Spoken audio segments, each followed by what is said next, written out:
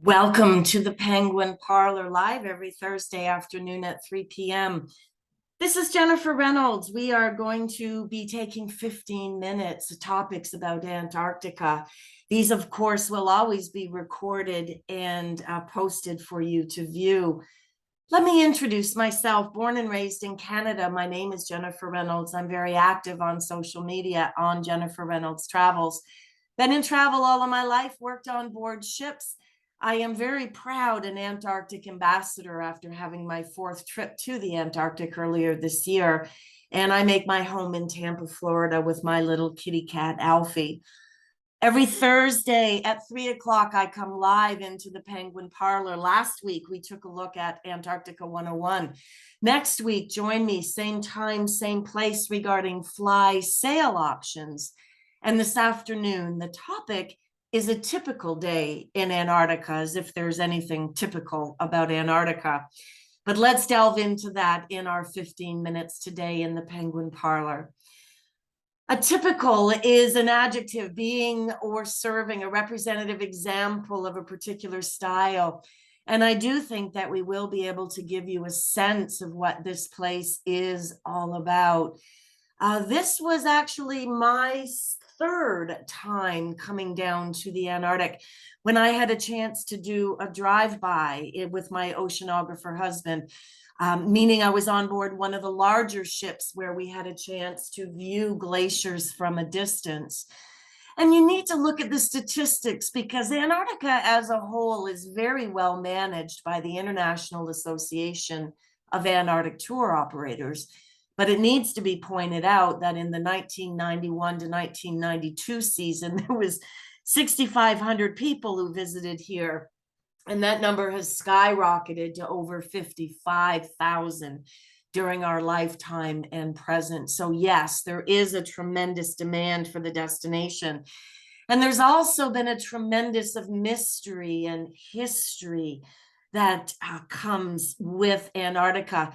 It really was only in the late 1800s, early 1900s when exploration started down here. And it's names that you'll hear from guys like Charcot or Palmer, Weddell or James Ross. If it sounds like bodies of water through the Antarctic, you're completely right, because these were the first explorers to come here. It is definitely a lot more than Ernest Shackleton. There are so many more that went before him. And on the bottom right-hand side, a little ode to my husband, who had a chance to go to Antarctica and was really instrumental in helping me develop a passion for this part of the world. But it wasn't until 1911 when explorers actually reached the South Pole. But it's not to go to the South Pole why people come and travel to the Antarctic. It's for its proximity to the wildlife that is just so abundant. It is the penguins, it is the ice, the season, November, December, January, February, and March. I had done a drive-by on a big ship. I wanted to come back and do it on board a smaller ship where I could see it and smell it and taste it and feel the destination. And when I had an opportunity to go in December of 2019 for 2 weeks on board this ship you see here, I was shocked to discover that there was all kinds of vessels down in this part of the world, from small sailboats, many of them that are ice hulled or that are specially provisioned for this kind of travel. I loved seeing the silver cloud here, in particular in my years at sea when I had been shore excursion manager on board this vessel, to see her operating in the icy waters of the Antarctic. To see ships here that are doing research. It all started with the Russian operators here, where you could originally buy a berth down when we were just in 4,000 or 5,000 or 6,000 passengers a year. And now you've got big new vessels to choose from, vessels with helicopters, new builds that have submarines on board. So there's a tremendous amount of choices here in the Antarctic when looking to get there. So when you're looking at a typical day here, much depends on the size of the ship that you choose to travel on, because there's two numbers you need to keep in your head. That first one is number 500. Any vessel that carries more than 500 passengers will not be permitted to allow anyone to make any landings in Antarctica. The next piece after that is only 100 people are allowed ashore from a vessel at one time. And many of us who have been there, who are passionate about this place, have become Antarctic ambassadors. We leap for this destination. We love it. We educate for it. We advocate for it, and we protect it, because this is one of the most unique places in all of the world. And what comprises the Antarctic really is all lands and ice shelves that are 60 south of 60 degrees parallel. And you can see that by the arrows online. Each of the sessions that I host here, each of our 15-minute sessions, are designed to give you some basic general knowledge of the area and build on original concepts and develop some new ones, like looking at the southern part of South America, Chile and Argentina, from Ushuaia and Punta Arenas, and recognizing options for both flying and sailing over the Drake Passage. But there's so much to talk about regarding that. We'll use that for a future story. Looking at this itinerary where you will come into Ushuaia, I love to call this the granddaddy of the Antarctic, because if you take step number 1, you will come down to the peninsula for 6, 7, 8 sleeps. Maybe invest a little bit more time and go down to the Antarctic Circle, invest even further time, and include South Georgia and the Falkland Islands. But what we're going to focus on today is an itinerary coming out of South America, whether you choose to fly or sail over the Drake Passage. We're going to take a look at the Antarctic and what a typical day supposedly looks like in this pretty incredible place. I'm not sure that I would call this typical in anybody's language or destination, but this is very typical for us in the Antarctic. This is what we are after. We are after penguins. We are after ice. Every day is going to be zodiac rides and possible hikes and walks overland with your expedition team. These individuals are extraordinary people. They're scientists and oceanographers and geologists and geographers that are changing the world one individual at a time. But I need to share with you that everything in this part of the world is relative. Folks will say, well, is the food good? Are the glaciers big? Is the day long? Everything is absolutely relative in this part of the world when these are the kinds of experiences that you're going to be having. Walks over the continent, 98% of which is ice. The ability on board your vessel to be outside quickly, to take photographs, to have your binoculars and be staring out over the ocean at birds, which you never knew you could have a love affair with, but will happen down here in the Antarctic. It's also that opportunity to get outside very quickly and see what the marine life and Mother Nature has to offer, because everything is dictated by weather and by Mother Nature here.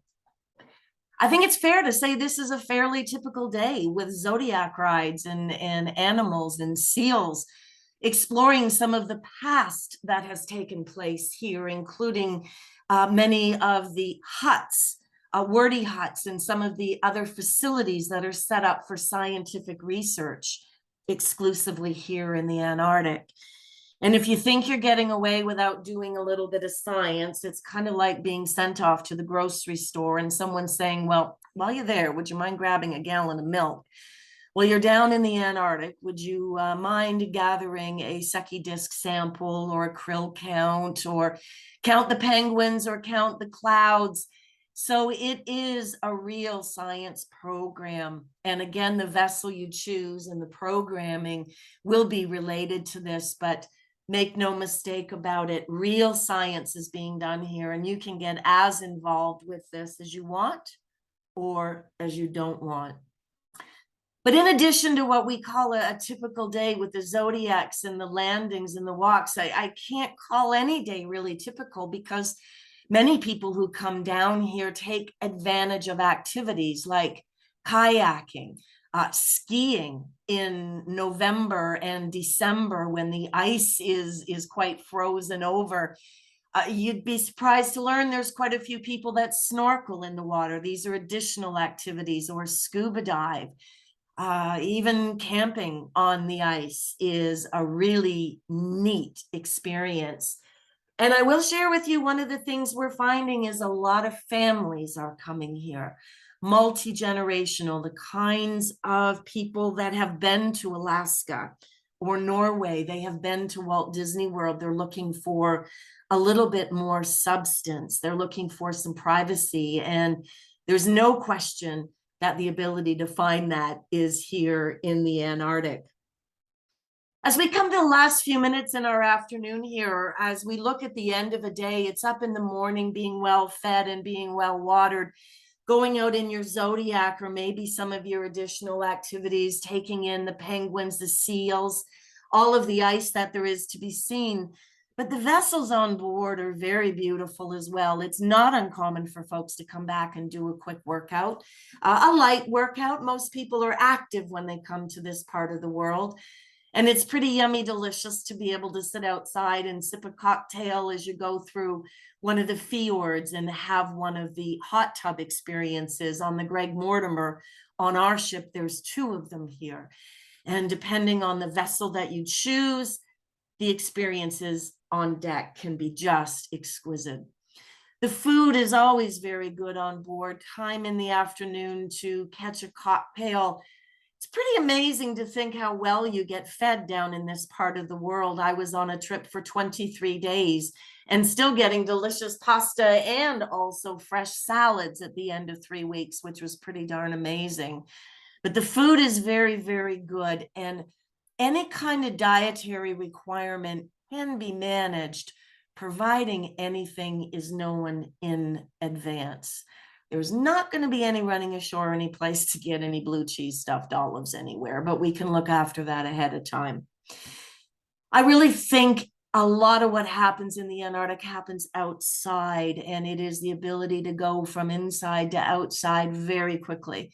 From a dining room out a door when you spot a pod of whales, the ability to get down into a zodiac and dispatch quite quickly.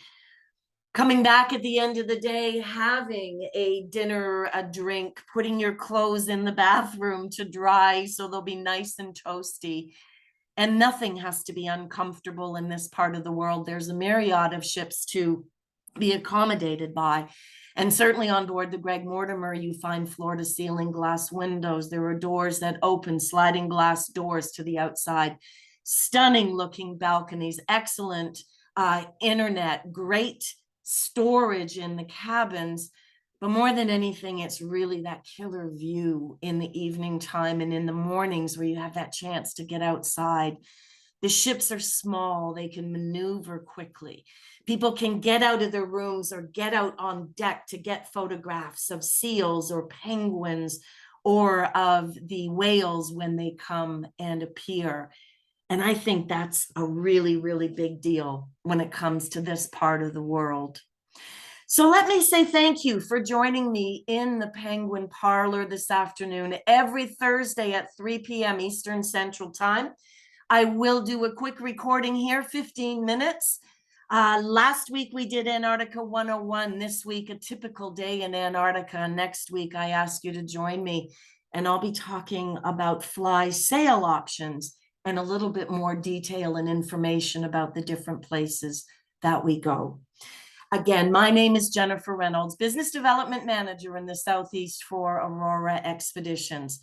Jennifer Reynolds travels on social media.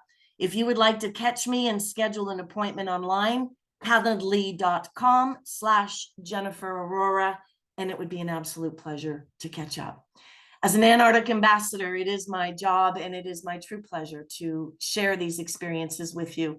And I warmly thank you for taking the time to be with me here this afternoon. With thanks.